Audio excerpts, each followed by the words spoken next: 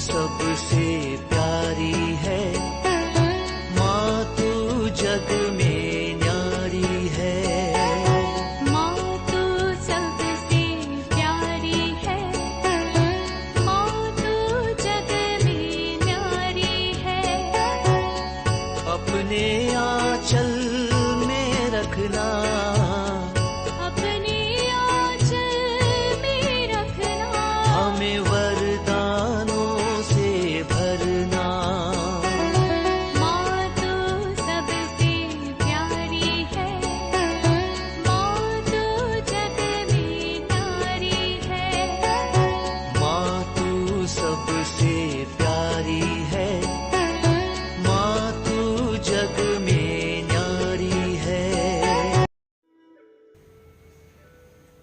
पिता, पुत्र और पवित्र आत्मा के नाम पर आमीन। आप सबों को जय यीशु।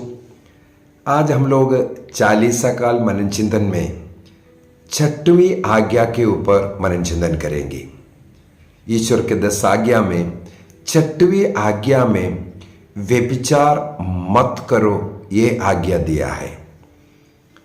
यदि हम लोग निर्गमन ग्रंथ उसके अध्याय 20 वाक्य 14 को या विधिविवरण ग्रंथ अध्याय 5 वाक्य 17 को, Exodus chapter 20 verse 14 and Deuteronomy chapter 5 verse 17, वहां पर व्यभिचार मत करो ये लिखा हुआ है। पुराने विधान के अनुसार व्यभिचार का मतलब है विवाह के पूर्व में स्त्री पुरुष का शारीरिक संबंध, एक साथ रहना, इसको व्यभिचार कहते हैं।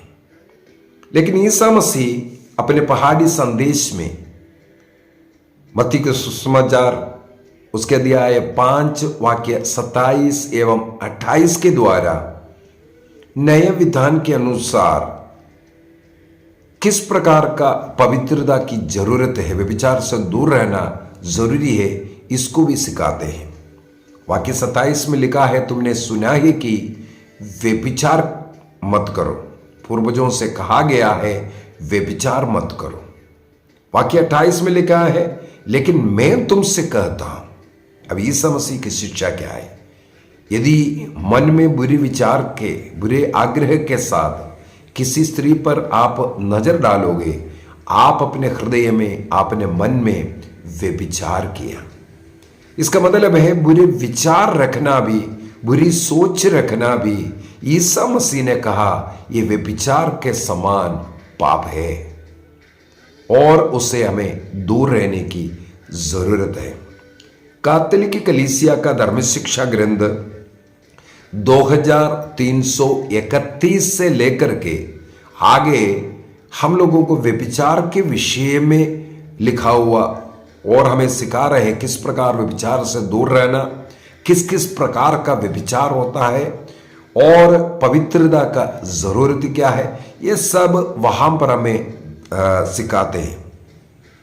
कैथोलिक कलीसिया का धर्म शिक्षा ग्रंथ 2331 में 2331 में इसका कारण बताता है। ईश्वर ने आदि में मनुष्य को स्त्री और पुरुष के रूप में सृष्टि किया और वह अपना प्रतिरूप सृष्टि किया। ईश्वर ने मनुष्य को अपना प्रतिरूप सृष्टि किया, इसलिए ईश्वर का प्रतिरूप बनकर के मनुष्य को रहना है। मनुष्य को स्त्री और पुरुष के रूप में सृष्टि किया, इसका मतलब है दोनों को एक ही प्रकार महिमा है, आदर सम्मान के योग्य है। इसके बाद जैसे ईश्वर है उसी प्रकार हमें पवित्रता में रहने की जरूरत है। बपतिस्मा प्राप्त हर एक व्यक्ति ईसा मसीह को धारण किया, ये गलातियों का पत्र अध्याय 3 वाक्य 27 में लिखा है। बपतिस्मा प्राप्त व्यक्ति ईसा मसीह को धारण किया का मतलब है ईसा मसीह का स्वभाव, ईसा मसीह का पवित्रता सब हमने धारण किया। तो इसलिए एक मनुष्य को पवित्रता का जीवन जीने का जरूरत है। आदि में मनुष्य को ईश्वर ने स्त्री और पुरुष के रूप में अपने छाया में उन्होंने सृष्टि किया। इसलिए ईश्वर के समान प्यार में और सहभागिता में, संसर्ग में रहने की जरूरत है। ईश्वर का प्रेम मनुष्य में दिखना चाहिए। इसलिए ईश्वर ने मनुष्य को, स्त्री और पुरुष को उस प्रेम, उस सहभागिता, उस संसर्ग में रहने के लिए मनुष्य में लैंगिकता का कृपा दिया, एक वरदान है। लैंगिकता ईश्वर की ओर से एक अनुग्रह है, आशीष है, कृपा है। उस लैंगिकता को, उस प्रेम का आदान प्रदान के लिए ईश्वर ने निर्धारित किया है।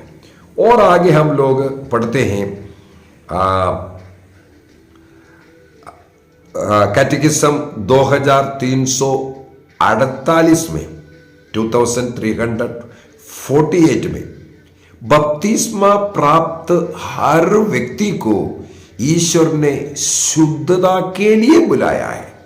पेतरुस का पहला पत्र अध्याय 1 वाक्य 15 के अंदर हम लोग पढ़ते हैं, जिसने तुम्हें बुलाया है वह पवित्र है, इसलिए तुम सब बातों में पवित्र रहना। हमारा सोच विचार, हमारे देखने का ढंग, हमारा बातचीत, हमारे किसी भी प्रकार का व्यवहार पवित्रता के योग्य बने रहना जरूरी है।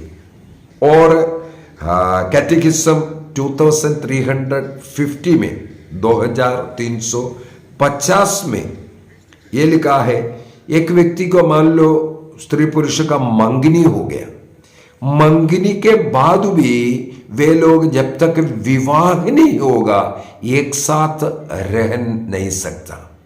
केवल विवाह उन्हें एक बनाएगा, क्योंकि उत्पत्ति ग्रंथ उसके अध्याय 2 के अंदर जब आदम और हेवा को ईश्वर ने वैवाहिक रिश्ता में जोड़ा था, तब प्रभु ने क्या कहा? उत्पत्ति ग्रंथ जेनेसिस चैप्टर 2 वर्स 24, अध्याय 2 वाक्य 24, वहां लिखा है, इस कारण पुरुष अपने माता पिता को छोड़ेगा और अपनी पत्नी के साथ रहेगा, वे दोनों एक शरीर हो जाएंगे। कब? वैवाहिक जीवन, विवाह कर्म, विवाह आशीष होने के बाद वे एक साथ रहेंगे।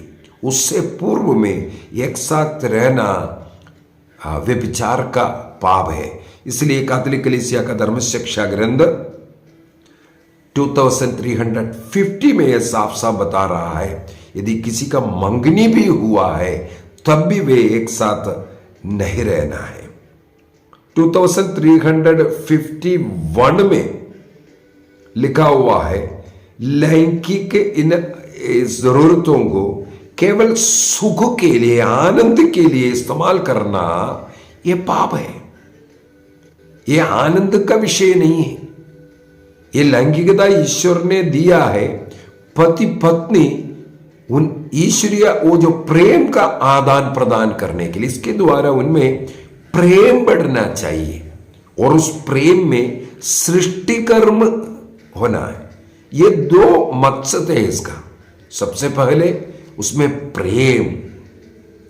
प्रेम आदान प्रदान करने के लिए पति पत्नी के बीच में, और दूसरा उसी के द्वारा सृष्टि कर्म का एक लक्ष्य भी है। ईश्वर ने जो सृष्टि करता है, अपना वो जो पितृत्व है वो पति पत्नी को दिया है विवाह के बाद, इसलिए अपने माता पिता को छोड़ेगा, वे दोनों एक शरीर हो जाएगा बोला।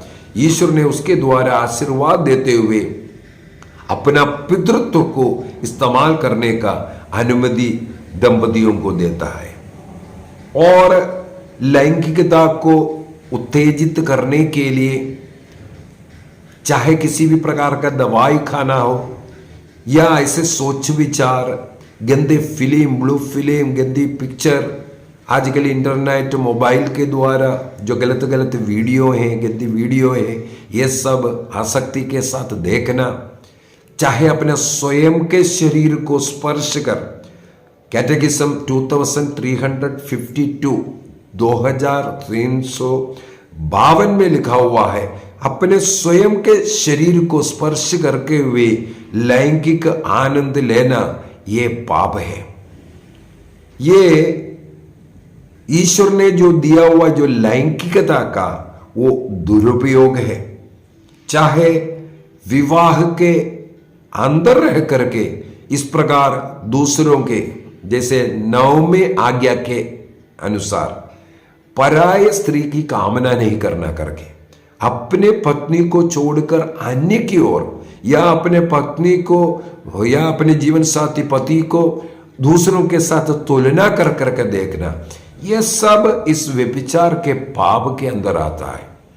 शारीरिक संबंध होना जरूरी नहीं, ऐसा सोच रखना, ऐसा आग्रह करना, यह भी पाप शिकार में बोलने वाला बात है। बुरे बुरे स्वप्न आते, बुरे बुरे ऐसी चिंताओं में पड़े रहना, गंदी किताबें पढ़ना, अश्लील बातें बोलना, दो बदल की बातें बोलना, चाहे इशारों में ऐसा लैंगिकता को जो दिखाने वाले कोई हरकत करना, तो ये सब जो है व्यभिचार के कैटेगरी में पाप में आता है। सीधी सी बात है, जो वैवाहिक जीवन के बाहर इस प्रकार का लैंगिक आनंद उठाना व्यभिचार का पाप है।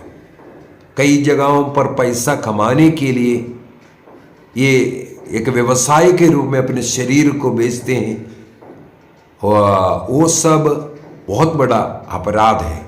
ईश्वर का शरीर, हमारा शरीर ईश्वर का मंदिर है। इस मंदिर को हम अपवित्र नहीं कर सकता। कुरिन्थियों को लिखते हुए संत पौलुस हमें सिखाते हैं, 1 कुरिन्थियंस चैप्टर 6 के अंदर, पहला कुरिन्थी उसके अध्याय 6 के अंदर हम लोगों को पढ़ते सिखाते हैं, वाक्य 18 व्यभिचार से दूर रहे। मनुष्य के दूसरे सभी पाप उसके शरीर के बाहर है। ईश्वर का मंदिर है हमारे शरीर, इस मंदिर में, हमारे शरीर में ईश्वर निवास करता है। इसलिए अन्य सभी पाप इस शरीर के बाहर होता है, किंतु व्यभिचार करने वाला अपने ही शरीर के विरुद्ध पाप करता है। वाक्य 19 में इसके बाद पूछते हैं, क्या आप लोग नहीं जानते हैं कि आपका शरीर पवित्र आत्मा का मंदिर है, वह आप में निवास करता है और आपको ईश्वर से वह प्राप्त हुआ है। आपका अपने पर अधिकार नहीं, आपके शरीर पर ईश्वर का अधिकार है, क्योंकि ईश्वर ने हमारे शरीर को खरीदा है। ईसा मसीह ने अपने रक्त की कीमत पर हमें खरीदा है। इसलिए इस शरीर को हम अपने खुशी के लिए, आनंद के लिए दुरुपयोग नहीं कर सकते हैं। ये शरीर ईश्वर का मंदिर है। चाहे स्वयं स्पर्श कर या दूसरों के शरीर को स्पर्श कर, वैवाहिक जीवन के पूर्व में जो भी ऐसा हरकतें हैं, ये सब पाप है। आजकल हमें मालूम है, पुरुष पुरुष के साथ, स्त्री स्त्री के साथ विवाह करने का अनुमति अनेकों देशों में, हमारे भारत देश में भी है। ये व्यभिचार के पाप से भी आगे बढ़कर के बिल्कुल अश्लीलता है। ईश्वर ने मनुष्य को स्त्री और पुरुष के रूप में सृष्टि की, लेकिन उस पुरुष का इस अराजकता इतना अधिक बढ़ गया है कि वह पुरुष पुरुष के साथ, स्त्री स्त्री के साथ इस प्रकार का वासना का जीवन, व्यभिचार का जीवन जी रहा है। और छोटे बच्चे हो या बड़े, एक दूसरे के साथ इस प्रकार का रिश्ता जोड़ करके रहना, ये निंदनीय और बाइबल के अनुसार बहुत ही निंदनीय पाप है। लेवी ग्रंथ उसके अध्याय 18 के अंदर इसके विषय में काफी बार लिखा हुआ है। और इतना ही नहीं, मनुष्य इतना नीचा गिर गया है इस पाप के अंदर, वो इवन जानवरों को इस्तेमाल करता है अपने वासना के लिए, जानवरों को इस्तेमाल करना। इस प्रकार का जो जानवर रूपी जो आदत है, ये वासना का, पाप का उस तीव्रता को और ज्यादा बढ़ाता है। व्यभिचार का वो जो पाप का तीव्रता को और बढ़ाता है। जो छोटे बच्चे जैसे व्यभिचार कर रहा है, जैसे बड़ों के साथ कर रहा है, उससे बढ़कर के तीव्रता बढ़ा है जो छोटे बच्चे हैं उनके साथ जो अश्लीलता, उनकी जिंदगी को बर्बाद करना। तो ऐसे ऐसे पापों से हमें दूर रहने की जरूरत है।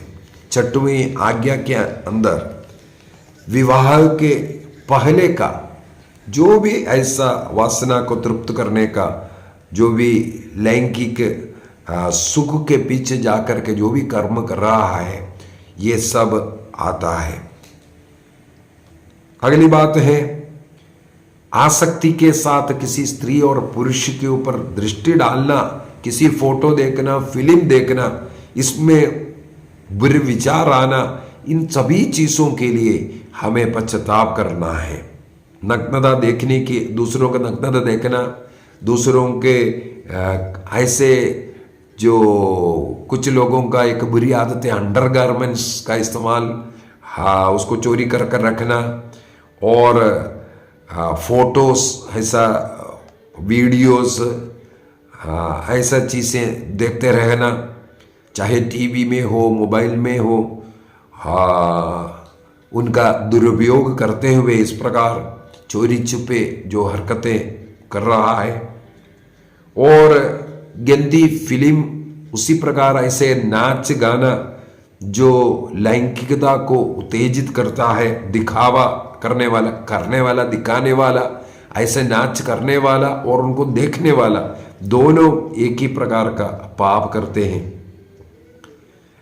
दो मतलब का बातचीत करना, गलत नजरिया या शब्द या इशारा या टोन मार करके दूसरों को लैंगिकता के लिए उलसाहना। यदि बार बार हमारे अंदर बुरे विचार आता है, हमें बार बार इसको लेकर के पाप शिकार में जाना है। जितना अधिक हम पाप शिकार इसके लिए करते जाएगा, हमारे अंदर से ये पाप मिट जाता है। गलत तो वस्त्र धारण, नग्नता प्रदर्शन के द्वारा गलत तो वस्त्र धारण, दूसरों को आकर्षित करने के लिए, आपके शरीर की ओर देखने के लिए जो प्रलोभन देने वाला वस्त्र धारण करना, ये भी पाप है। मत्ती को सुसमाचार 18 के अंदर ईसा मसीह ने कहा, दूसरों का पाप का कारण बनने से, उनको प्रलोभन देने से अच्छा है गले में पट्टी, चक्की का पाट बांध करके समुद्र में डूब जाए। मतलब दूसरों के पाप का कारण बनना, ये भी गलत है। हमारा गलत तो वस्त्र धारण, हमारा गलत चाल चलन, ये दूसरों के पाप का कारण भी नहीं बनना है। और कई लोग विवाह के पूर्व में ही, हाँ, एक साथ रहते हैं, एक टेस्टिंग, ये सब पाप है। और उसके साथ साथ गर्भधारण ना हो, इसके लिए कृत्रिम गर्भ निरोधक मार्ग को अपनाना, ये भी इसके साथ जुड़ा हुआ बहुत बड़ा पाप है।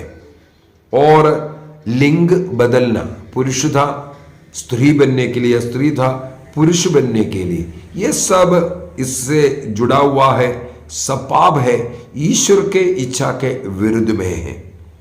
और टेस्ट ट्यूब बच्चा या किराए के बच्चा, इसके लिए सब ट्राई करना, बच्चे होने के लिए किसी भी कृत्रिम रीति इस्तेमाल करना, ये सब इसके साथ जुड़ा हुआ है। क्योंकि जो ईश्वर ने जिस प्रकार का दाम्पत्य जीवन के लिए परिवार का जो गठना किया है, उसके अनुसार वो सब नहीं है। संतान अगर देना है, प्रार्थना कीजिए, ट्रीटमेंट कीजिए, प्रभु देगा। लेकिन गलत तरीका अपनाना, टेस्ट ट्यूब बच्चे के लिए सब जाना, ये सब इसमें पाप है।